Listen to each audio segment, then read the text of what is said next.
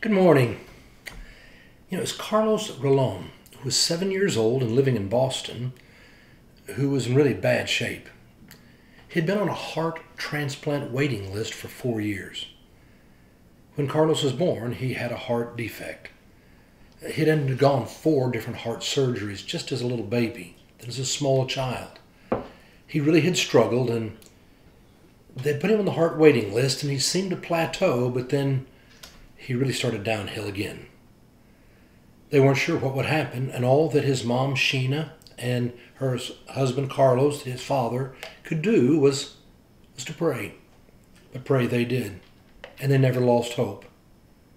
And then one day, out of the blue, their primary care physician came into Sheena and said, "Got some news.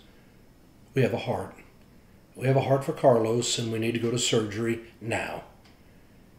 It was an 11-hour surgery, and on the other side, he was a new little boy. What had happened was that Sean Michael Rivera, a 6-year-old boy, was in a car wreck, and he was killed. It was his mother, Giselle, though, who had to make the decision to turn off the life support, to donate his organs. And she made that difficult decision that she would give his heart. He'd have all of his organs. And she wound up saying, to turn the worst day of my life to something positive seemed like a good choice to make. Why did she do it? To turn the worst day of my life to something positive seemed like a good choice. It was truly the gift of life for Carlos. And he has made the most of it, and he has grown, and he has gotten stronger.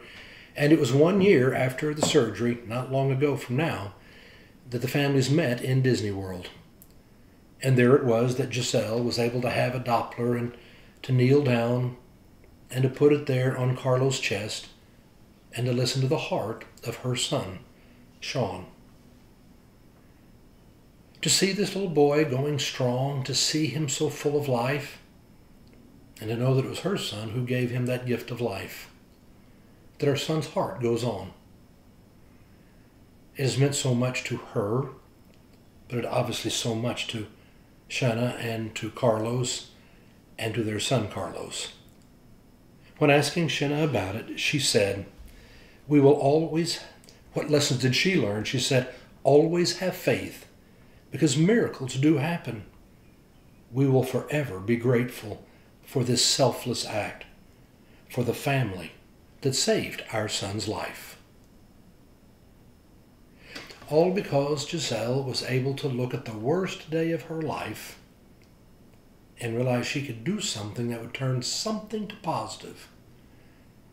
It seemed like a good decision, she said.